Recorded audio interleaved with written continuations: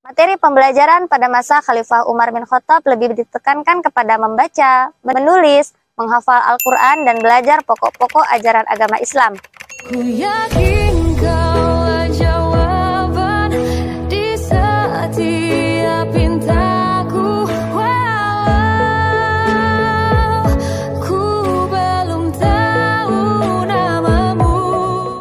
Assalamualaikum warahmatullahi wabarakatuh. Welcome back to channel DR Kusi MPD TV.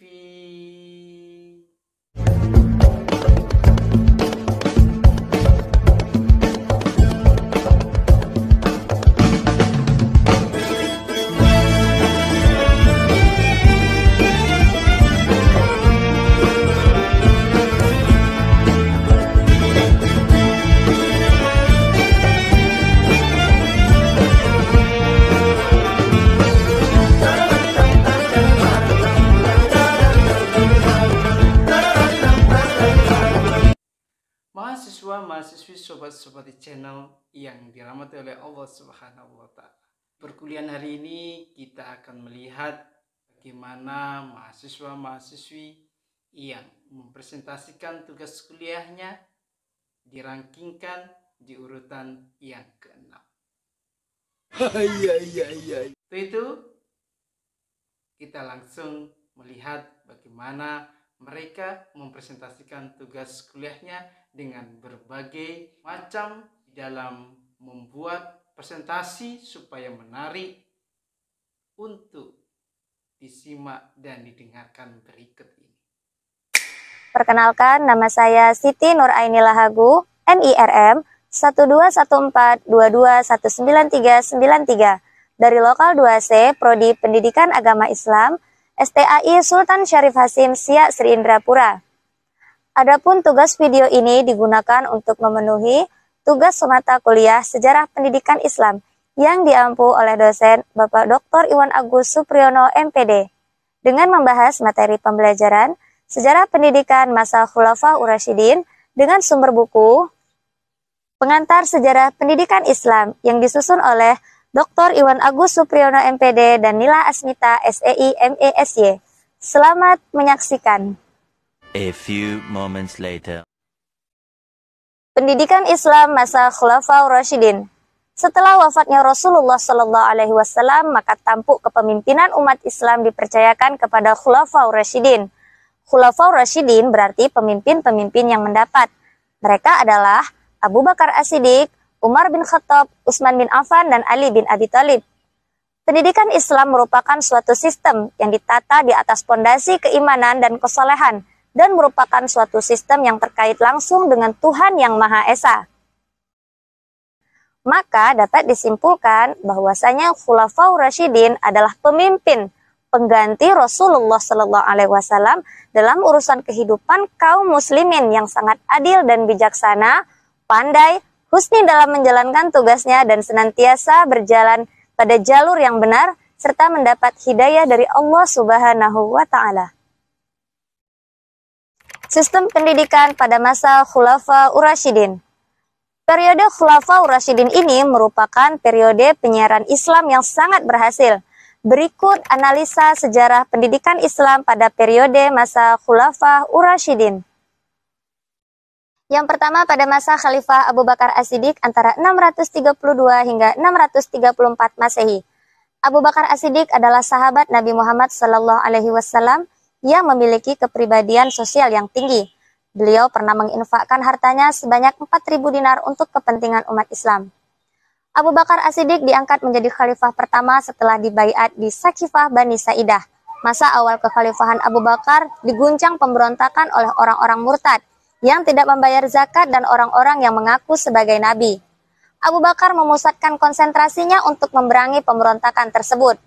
Terjadilah Perang Yamamah. Pada perang ini gugur 73 orang, sahabat Nabi dan para sebagian besar adalah hafiz Quran. Oleh karena itu, sahabat Umar bin Khattab menyarankan untuk mengumpulkan ayat-ayat Al-Quran tersebut. Abu Bakar merealisasikannya dan menunjuk Zaid bin Sabit untuk mengumpulkan ayat-ayat Al-Quran tersebut. Dengan demikian, Khalifah Abu Bakar As-Siddiq berjasa dalam menyelamatkan keaslian materi dasar pendidikan Islam pada masa itu. Yang kedua, pada masa Khalifah Umar bin Khattab antara 634 hingga 644 Masehi. Umar bin Khattab bin Naufal bin Abdul Uzza adalah salah satu gelar pujian yang diberikan Rasulullah terhadapnya. Pada masa Khalifah Umar, sahabat-sahabat yang sangat berpengaruh tidak boleh keluar daerah atas izin khalifah langsung dalam kurun waktu yang terbatas. Adapun metode yang digunakan pada masa Khalifah Umar adalah metode kholaqoh, dan yang menjadi pendidik pada masa ini adalah Umar sendiri dan para sahabatnya. Sedangkan pusat pendidikannya di Madinah, Mesir, Syria, dan Basrah. Terbentuknya pusat-pusat pendidikan Islam di berbagai kota dengan banyak materi yang dikembangkan dari segi ilmu bahasa, menulis, dan pokok-pokok ilmu lainnya. Berkaitan dengan itu, Khalifah Umar mengangkat dan menunjuk guru-guru di setiap daerah untuk diberikan tugas mengajarkan Al-Quran kepada penduduk dan kepada orang yang baru masuk Islam. Yang ketiga, Khalifah Utsman bin Affan. Utsman bin Affan adalah saudagar besar dan kaya, dan beliau sangat pemurah dalam menafkahkan hartanya untuk kepentingan umat Islam. Utsman diangkat menjadi khalifah dari hasil pemilihan panitia di antara 6 calon sebelumnya. Masa Utsman meneruskan sistem pendidikan yang telah ada sebelumnya. Yang menjadi perubahan pada masa Khalifah Utsman ini adalah orang-orang yang ingin keluar dari Madinah diperbolehkan menetap di daerah-daerah yang mereka sukai.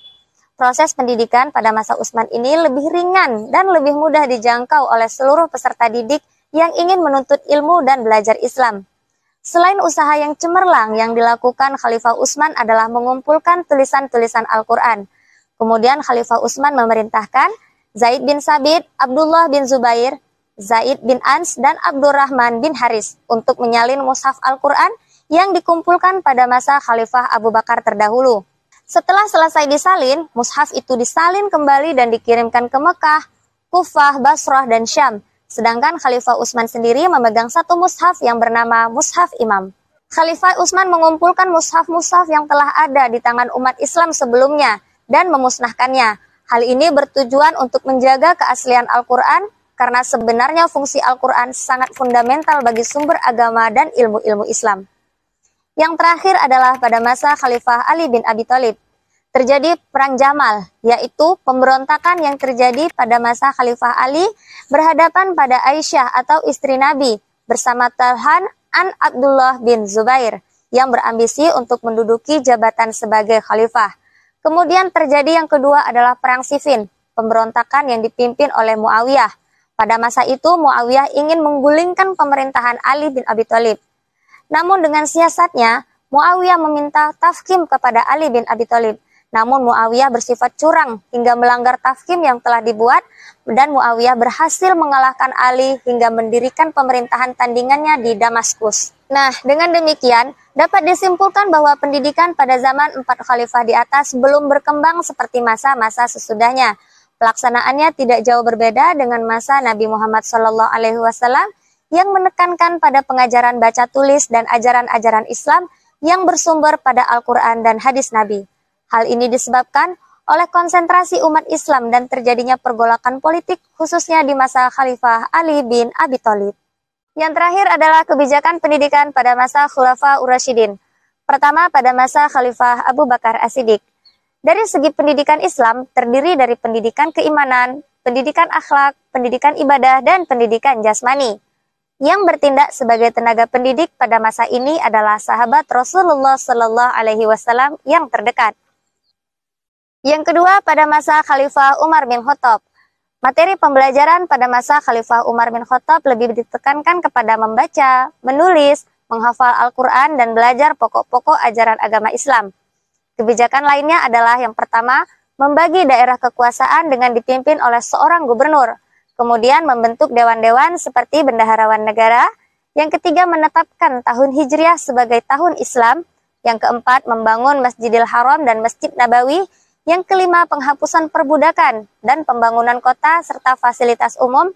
Yang terakhir, menjadikan sholat tarawih dikerjakan secara berjamaah pada bulan Ramadan. Yang ketiga, pada masa Khalifah Utsman bin Affan, terdapat 4 metode pembelajaran, yaitu metode ceramah, metode hafalan dan latihan, metode diskusi dan tanya jawab, dan yang terakhir adalah metode pengajaran pada golongan yang bersifat pematangan. Kemudian pada masa Utsman terdapat 3 fase pendidikan dan pengajarannya. Yang pertama fase pembinaan, kedua fase pendidikan, dan yang terakhir adalah fase pembelajaran.